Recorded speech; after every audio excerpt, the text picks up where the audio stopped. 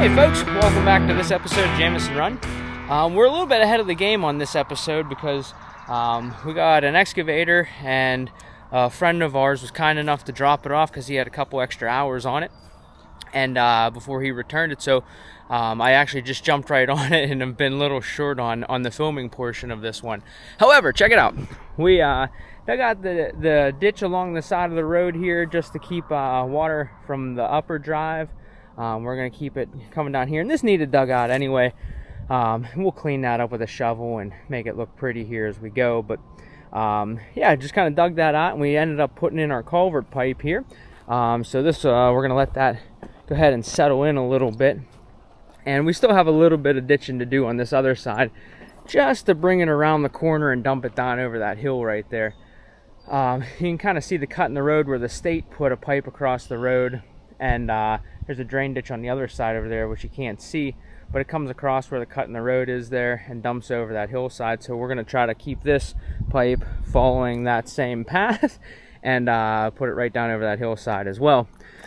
So we did that. We've started grading this driveway here, and then of course as I was pushing up some of this dirt here, the right track on the excavator popped off, and my friend actually had the left track of the excavator pop off when he was using it last week. So we're getting there, but we got a couple more hours. We're gonna stop for lunch break. Got lots of dirt piled up here, but yeah, we're gonna go ahead and continue to cut this in here after a quick lunch break. It looks like we're a little bit high out in this area right here, and a little bit high in this area right here. So like I said, after lunch we're going to come out, we're going to cut those areas down a little bit, and yeah, we're just going to drop it right down over the hill there like we meant to in the beginning here. So we keep that going, and we'll eventually get some driveway mat and some stone to put on top of there. But I'll tell you what, that is some hard dirt. Hard dirt, but that's good stuff. So stay tuned. We're going to continue on with this after lunch, and I hope you like what you see next.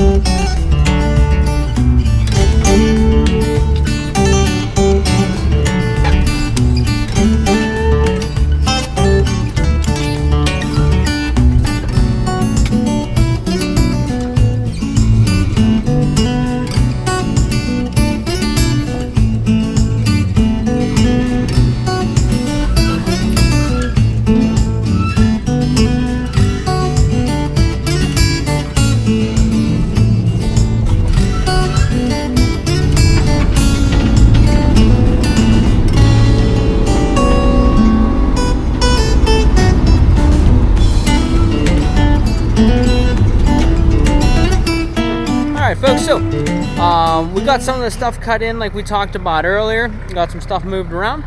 And now what we're doing is very roughly, and I do mean roughly, we are cutting in the slope or the drop to keep the water out towards the wood side. So kind of hard to see where you're standing, right where we're standing at the moment, but if you look here, you can see how this road actually kind of goes a little bit left, a little bit right. That'd be ideal if it was a normal road, but or a road where we're going to drive cars on that you would pave with asphalt, because you'd have the crown and ditch on either side.